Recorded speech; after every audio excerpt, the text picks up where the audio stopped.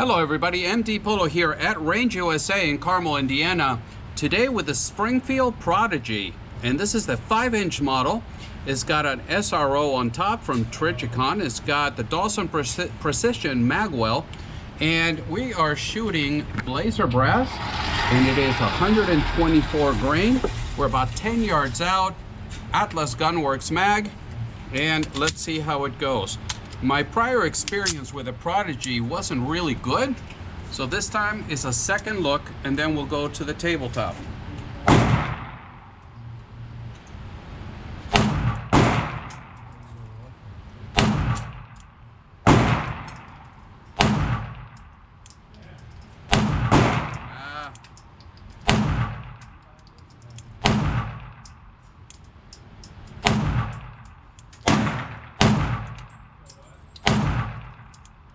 I'm pulling it left.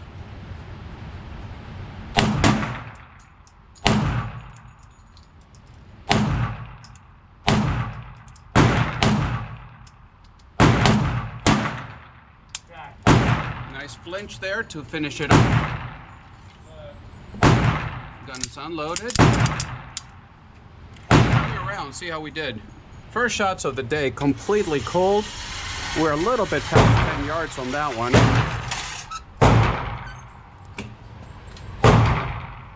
And so here, 1, 2, 3, 4, 5, 6, and the rest were right here.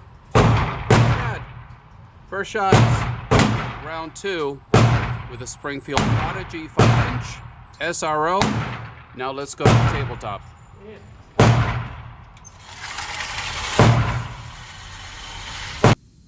Hello everybody, thank you for joining me. Today we take a look, perhaps a second look, if you will, to the Springfield Prodigy. And this is a double stack. It's a little bit closer. It's a double stack 1911, 9mm, and I tried it when it first came out, and my experience with it was a little bit frustrating. And it was frustrating because I had a lot of jams with it. It had a lot of problems. Mostly was failure to feed and a couple stove pipes here and there, but I did not have a really good experience with the Prodigy when it first came out. Now mind you, it was the 5-inch model. I heard that the smaller one, I think it's 4 1/4, didn't have many problems, but that most of the problems were being reported by the 5-inch. And I know there's a lot of you out there that say, hey, I got it and it's been 100% reliable, perfect every single time.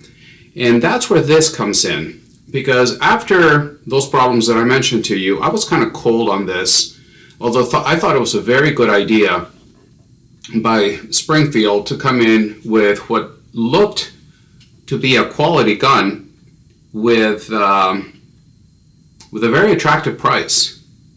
So fast forward to a couple weeks ago, a friend of the channel, a local subscriber, Adam, he's lent me a couple of guns before for the channel. He said, hey, I've got a Prodigy that I use for competition pistols shooting, and would you like to borrow it and do a review? And I thought, why not? You know, let's give it a second chance. So I did, and this is the Prodigy. This is the 5-inch model, and Adam's got the SRO by Trigicon on top of it, as you can see there. And Adam says that he shoots this in competition. He's had 0 problems with it, 0 problems at all, and he's had it since pretty much it came out. So isolated issues. Overall, the details, you can see the crown, but the gun is safe, by the way. You can see the crown up here in the barrel, and he's got it with suppressor height sights, as you can see there. There we go. The SRO is absolutely awesome. So he's got a really nice co-witness with the front tall sight, which is a green fiber optic. And like I said, he shoots this in competition. So we're going to take a second look at the Springfield Prodigy in 9mm. So now let's go to the, I know you can't see me, I'm sorry. Kind of new at this. on-camera thing. So let's take a look at it. Let's go to the tabletop. We're not going to do a very deep dive. I just want to tell you mostly what my impressions are, how it felt in my hand, how did it feel to shoot it, and whether I think it's something that I would put my own money into. So let's dive into the tabletop. And we're back at the tabletop. And if you can see any difference in lighting, or if the camera looks a little bit different from the intro, it's because my camera died. I'm not sure what's wrong with it. It's got a full battery, so I need to troubleshoot that. But so anyway, I went to the backup. Springfield Prodigy. This is my second look at this gun, and that is because when it first came out, I was underwhelmed by it, really. As I mentioned in the intro, had some issues with mine. I know a lot of people on the internet are saying, oh, those issues, people are reporting issues. That's not really true, and everybody's in the bandwagon to hate the gun. I don't do those things. I report to you my findings and my experience. If your experience is different, that's fine. But anyway, send mine back. Springfield fixed it, got it back, and by then I was just like, I had moved on onto other things.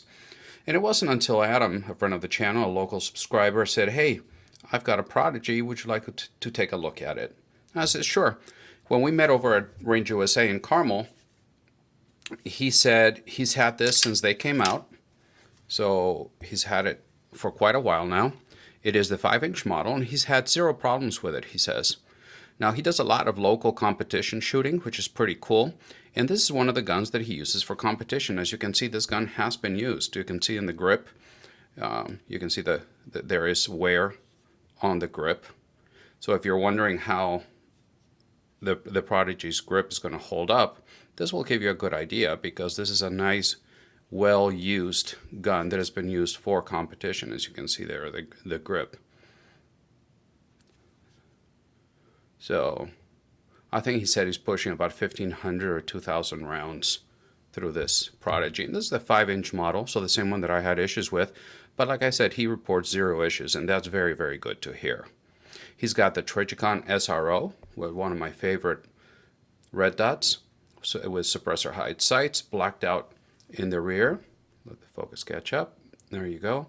And in the front, he's got suppressor height, fiber optic with a green rod. And I should have cleaned it before filming, but just wanted to let you know that it is very well used. He's got a lower third co-witness. So a very nice setup. Since we're back here, you can see the Prodigy. I'm not going to go through all the details as far as specs and all that. You can look that up yourself. But here you can see it's got a skeletonized hammer with nice texture back here. The safety, it's very positive. Easy to get to. It's got a nice shelf back here, and you can hear the clicking. It's a very positive safety. And sorry about the lighting. Like I said, I went to my backup camera, and it's not liking the lighting very much. The safety is ambidextrous. You got it on both sides. The one on the left side is a little bit bigger than the one on the right, and it does the job very, very well. The slide, like in most 2011s, in high quality 1911s, if you can hear it, it glides beautifully. It's very well done. There's a little bit of wiggle, but new, these are retailing for about $1,400, $1,400 US dollars. So you're not getting into high custom fit 19 or 2011s. So you do have a little bit of wiggle room, as you see here. And the trigger, it's a nice crisp trigger. Your wall is right there. And if you look at the trigger shoe, there's, again, a little bit of movement. You get to the wall. And about a 3-pound brake. And your reset, for those that care about reset. There. And you immediately hit the wall. And again, a nice crisp brake. So nothing wrong with that trigger. It's not a finely tuned competition trigger, but it's very adequate. I got medium-sized hands, and this grip is big. I have to break my master grip in order to reach the mag eject button, which is a little bit extended and has got texture around it. Just for my hands, it's a little bit far away. I can also not reach the slide stop at all. I can't even get close to it. So what else can I tell you? Down here you got a 4-slot, actually 5, I'm sorry, 5-slot pick rail. So very adequate to put anything you may want to hang under your gun back there. And what else? It's got a little bit of texture in the front of the trigger guard. The trigger guard's got plenty of room in there. You got the same type of texture that you have on the grip. You have it in the front of the trigger guard here. It's got a double undercut, making it very easy between the beaver tail and the double undercut. It's very easy to get high on this gun. And then it also has got an indentation under the trigger guard right here, so making it very comfortable to put both hands under the gun. It allows you to get pretty high. The memory pad back here, the additional safety, it is well done for what it is. It's fit nicely. Let the focus catch up on this one. It's fit nicely. It's blended very well. I don't have any sharp edges, and that's one thing. My complaint when I had my staccato C is how sharp this corner was right here. It was actually hurting my hands every time I shot it. This is very well done by Springfield. For the price point, they did a great job. You can see here, not bad. The extractor, you can feel it a bit.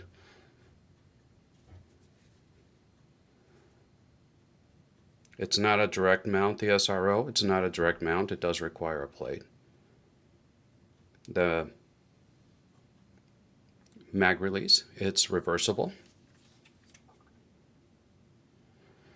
Now coming down here to the bottom, it's got a very large mag well, as you can see here, and it's been well used, but it's well done. So overall, they did a good job for the price point. I think Springfield did a very nice job. And now that they seem to be working, and like I said, Adam's had 0 issues with this one, and he has Atlas Gunworks mags for it, and they work just fine. I believe in the shooting video, this is what I used with it. He also has staccato mags, and they work as well. These are 20 rounders, and the one that came with the gun, at least the one he gave me, is a 17 rounder. This one fits flush. And the nice thing about the magwell is it does have this indentation, this cutout here. So even though the 17 round is more flush, you can still get to it in case you need it to. If it jams or something, you need to pull it out of there, you can. And I believe this is the staccato mag. So they all fit. You got a lot of choices as far as mags. If you've got a 2011 mag, there's a very good chance that it's going to fit this Prodigy. So how does it feel? That's more what I wanted to talk to you about, is what was my experience with this? How does it feel? And do I get the feeling that now I need to run out and get one for myself? And the grip does a good job for what the rest of the gun is. This feels cheap and out of place to me in my hand. When I'm looking and I'm handling the gun and I touch it and you rack the slide and it feels so smooth, and then I come down here, for me there's just something is not matching. When you grab a staccato and you see the grip and you feel it, the grip and the texture, the look, everything to me matches. Again, this is just me. It matches the gun. To me, the grip doesn't match what I'm expecting. The grip is not what I'm expecting when I handle this gun. And again, that's just me. I would like to see something different. Now, once you're shooting it for practical use, we're talking about practical use, it works perfectly fine. But when I'm grabbing a Prodigy, I don't expect the feel of a Hellcat. I don't know if that makes sense to you, but just expecting something else. But other than that, It shot very well. It's very smooth. It's easy shooting. It comes back to zero perfectly. I have nothing negative to report to you regarding the shooting experience. It's accurate. This one, like Adam reported, I had zero problems with it. Shot everything from 115 grain to 124 grain to my friend David's reloads, and no problems whatsoever. 100% reliable for this particular sample.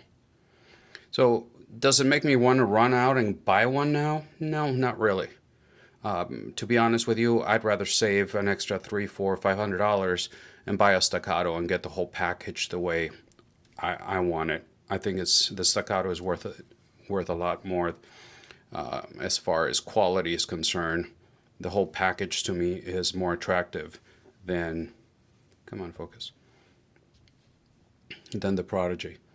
But it all depends on budget. If this is what you can afford and this is what you want, if you get one now, I think that by now Springfield has fixed whatever was going on. And I don't think it's a waste of money if this is the way you want to go.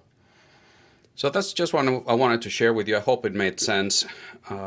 Sometimes when I deviate from my normal outline of how I do videos, since I do it all in one take and no editing, I'm not sure it's making much sense. So please let me know if my structure is not making sense. Please let me know. You're not going to hurt my feelings, and I'll try to do a better job.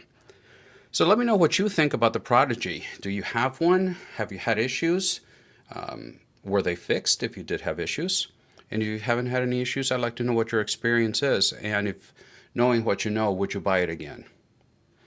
The comments your comments below are my favorite part of the channel. I love to interact with you. I've made friends with some of you, and some of you have stopped me over at Range USA in Carmel, Indiana, and say hi. And I really enjoy that part of the channel, my favorite part. And I'm also starting to post more on Twitter. And little by little, I'm moving away from Instagram. I'm really sick and tired of their censorship for no reason whatsoever. And if you'd like to give me a follow over there on Twitter, I think it's called X now, I would appreciate you helping me grow that.